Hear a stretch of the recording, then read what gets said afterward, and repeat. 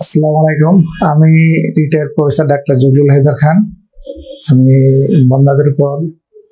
বন্ধাত্বের উপর ভারত থেকে 3 মাসের হ্যান্ডস অন ট্রেনিং করে এখন বর্তমানে আমি এই যে পান্তাপাতে হার্টবিট ফার্টিলিটি অ্যান্ড ডায়াগনোসিস সেন্টারে চেম্বার করি। আমি আজকে আপনাদের মিলি 2টা বিষয়ের উপর বলবো। একটা লেগা পুরুষের বন্ধাত্ব আর একটা লেগা আইইউআই মানে ইন্ট্রা-ইউটেরাইন ইনসেমিনেশন।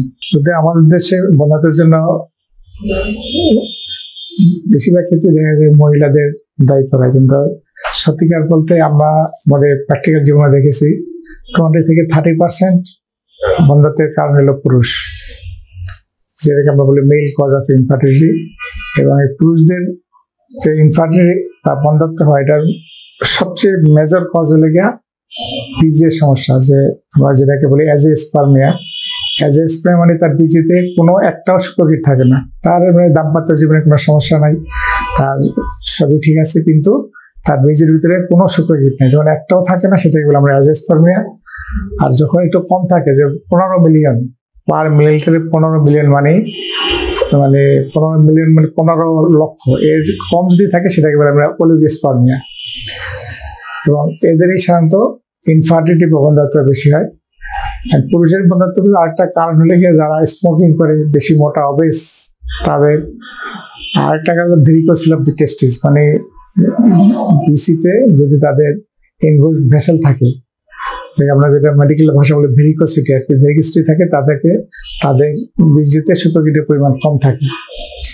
শুক্রকীটের পরিমাণ কমের আরেকটা কারণ হতে পারে, সেটা অনেক সময় হয়তো তার টেস্টিসে বীজ তৈরি হয়, কিন্তু সেটা কোনো কারণে তার বের হওয়ার পথটা বন্ধ আছে, কোনো ইনফেকশনের কারণে বা কোনো আগে কোনো অপারেশনের কারণে, অথবা জন্মগতভাবেই কারো এরকম অবস্ট্রাকশন থাকে, অবস্ট্রাকশনে তার বীর্যটা তৈরি হয়, বিসিতে তৈরি হয়, কিন্তু সেটা বের হতে পারে না। তাই এইটার মানে মেল ইনফার্টিলিটি ডায়াগনোসিস করার জন্য শুধু আমরা একটা পরীক্ষা করলে বোঝা যায়, সেটা তার বীর্য পরীক্ষা।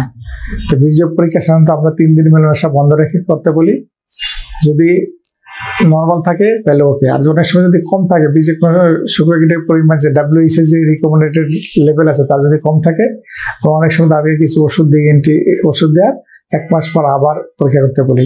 তো 1 মাসের ব্যবধানে যদি 2টা বীর্য পরীক্ষার রিপোর্ট যদি একই রকম আসে, যে তার হয় অ্যাজিওস্পার্মিয়া বা অলিগোস্পার্মিয়া, তাহলে সাধারণত এটা আমরা ধরে নিই যে আসলে খোঁজটা সত্যি, এবং এই জন্যই তার বন্ধাত্ব হইতেছে, মানে বাচ্চা যাচ্ছে না। তো এই সমস্ত সাধারণত পুরুষদের বন্ধাত্ব বা অ্যাজিওস্পার্মিয়া, এটার চিকিৎসা খুবই লিমিটেড, এটা তাদের নর্মালি বাচ্চার সম্ভাবনা খুবই কম থাকে।